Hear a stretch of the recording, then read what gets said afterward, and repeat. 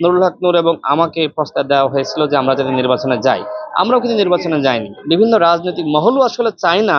তারা মনে করে গণ অধিকার পরিষদ ঐক্যবদ্ধ হয়ে গেলে তো এরা একটি বিশাল শক্তি হয়ে যাবে।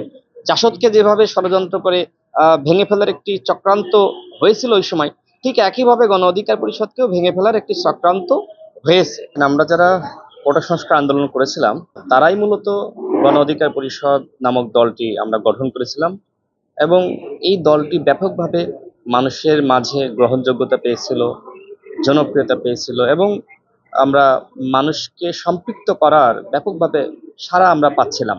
এর মাঝখানে একটি ভুল বোঝাবুঝি হয়েছে, সেটি ইতিমধ্যে গণমাধ্যমে এসেছে, এবং পরবর্তীতে আমরা এই ভুল বোঝাবুঝির অবসান ঘটিয়ে কিভাবে আসলে আবার ঐক্যবদ্ধভাবে কাজ করতে পারি সে বিষয়টি নিয়ে আমাদের মধ্যে একাধিকবার মিটিং হয়েছে। এবং এটি সত্য, উভয়ই আমরা আসলে বসেছি, তবে এটি কোনো আনুষ্ঠানিক বৈঠক ছিল না। আমাদের সেই বসাবসি আলাপ আলোচনা কিন্তু এখনো আছে। ওয়ালটন ফ্রিজ কিনে অনেকের মতো আপনিও হয়ে যেতে পারেন মিলেনিয়াল। সেরা পণ্যের সেরা অফার। আমাদের যে থিঙ্কিং সেটি হলো যে যে কোনো জয়ের জন্য এবং যে কোনো শক্তিকে বৃহত্তর আকার ধারণ করার জন্য অবশ্যই তাদেরকে ঐক্যবদ্ধ থাকা দরকার। সাময়িক ভুল বোঝাবুঝি ছিল, এবং এই ভুল বোঝাবুঝি একটি পরিবারেও থাকে।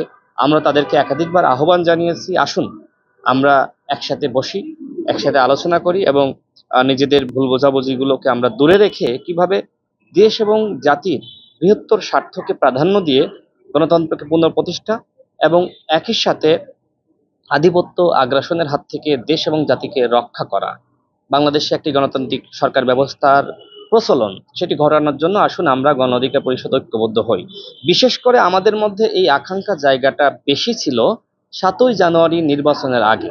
তখন আমরা তাদেরকে আহ্বান জানিয়েছি যে নির্বাচনের আগে যদি গণ অধিকার পরিষদের আমরা যারা আছি আমরা ঐক্যবদ্ধ থাকতে পারি, ঐক্যবদ্ধ হতে পারি, সেটি কিন্তু একটি ভালো বার্তা জনগণের কাছে যাবে। আমরা তাদেরকে বলেছিলাম, আসুন আমরা এই বার্তা মানুষের কাছে দিই যে গণ অধিকার পরিষদ এক হয়ে গিয়েছে, আসুন আমরা জনগণ আমরা সকলে ঐক্যবদ্ধভাবে আন্দোলন সংগ্রাম গড়ে তুলি, এবং আমরা সকল দল মিলে ঐক্যবদ্ধ প্ল্যাটফর্ম গঠনের মাধ্যমে আমরা একটি বৃহত্তর গণ আন্দোলন, একটি গণ অভ্যুত্থান সৃষ্টি করি। সেটি আমরা চেয়েছিলাম, কিন্তু নানান কারণে সেটি আসলে সম্ভবপর হয়নি। তথ্য প্রমাণ আমার কাছে আছে যে কারা কারা আসলে গণ অধিকার পরিষদকে এক রাখতে চায় না, তারা গণ অধিকার পরিষদকে ভয় পায়। অর্থাৎ বিভিন্ন রাজনৈতিক মহলও আসলে চায় না। তারা মনে করে গণ অধিকার পরিষদ ঐক্যবদ্ধ হয়ে গেলে তো এরা একটি বিশাল শক্তি হয়ে যাবে, এবং ইয়াং শক্তির একটি জাগরণ, যেটি আসলে দেশ স্বাধীনের পরে জাসদের যে উত্থান, জাসদকে যেভাবে ষড়যন্ত্র করে ভেঙে ফেলার একটি চক্রান্ত হয়েছিল ওই সময়, ঠিক একইভাবে গণ অধিকার পরিষদকেও ভেঙে ফেলার একটি চক্রান্ত হয়েছে। দেখেন আমাদের যে মিছিল মিটিং গুলো হয়, সেখানে আমরা কিন্তু আমাদের যারা তাদেরকে নিয়ে আমরা মিছিল মিটিং করি। আমরা কখনোই কিন্তু বাইরে থেকে লোক আনতে হবে, টাকা পয়সা খরচ করতে হবে, সেটি আমরা করি না। সেই জায়গা থেকে আসলে যেটি বলতে চাই, তাদের সাথে কতজন আছে সেটি আমার এখানে হেডেক না। আমার কথা হলো যে তারা যদি ৫জনও আলাদাভাবে থাকে, তারপরেও কিন্তু নিউজটা এরকম হচ্ছে যে গণ অধিকার পরিষদ ২ ভাগে বিভক্ত। তো আমরা এই নিউজটা আসলে দেখতে এক ধরনের বিরক্ত লাগে। সেই জায়গা থেকে আমরা এবং তারা আমরা ঐক্যবদ্ধ হওয়ার জন্য এক ধরনের মানে পজিটিভ দৃষ্টিভঙ্গি আমাদের উভয়ের মধ্যে আছে, এবং সেই জায়গা থেকে আসলে কতটুকু এটি সফল হবে আমি জানি না। কারণ ওই যে বললাম না, তৃতীয় পক্ষের এক ধরনের ইন্ধন রয়েছে। তৃতীয় পক্ষ নানানভাবে বিভ্রান্ত করে, তৃতীয় পক্ষ নানান ধরনের ষড়যন্ত্র করে, নানান ধরনের প্রপাগান্ডা ছড়ায়, যে কারণে আসলে ঐক্যবদ্ধ হওয়াটা আসলে কঠিন। দেখেন স্বামী স্ত্রীর মধ্যেও কিন্তু সমস্যা হওয়ার পিছনে অনেকগুলো কারণ থাকে, যে তৃতীয় পক্ষ কুটনামি করে। ঠিক একইভাবে এই যে আমাদের মধ্যে যে সমস্যাটা, সেখানেও কিন্তু কুটনামি, নোংরামি, ষড়যন্ত্র এগুলো রয়েছে। তবে আমাদের উভয়ের মধ্যেই বোধোদয় হওয়া দরকার যে আসলে এক না থাকলে কেউই আসলে আলটিমেটলি খুব ভালো কিছু করতে পারবে না, এবং এই অনুধাবন আমাদের মধ্যে রয়েছে। এবং তাদের সাথে বসে আমার কাছে মনে হয়েছে যে তাদের মধ্যেও এই অনুধাবনের জায়গাটা সৃষ্টি হয়েছে। সেই জায়গা থেকে আমি আহ্বান রাখতে চাই, আসুন একসাথে কাজ করি, হাতে হাত রেখে যুদ্ধ করি, তাহলেই আমরা জিততে পারবো। গণ অধিকার পরিষদ সবসময় মানে মানুষের জন্য কল্যাণকর কাজ করে যাচ্ছে, এবং এটি খুব পজিটিভ একটি জায়গা।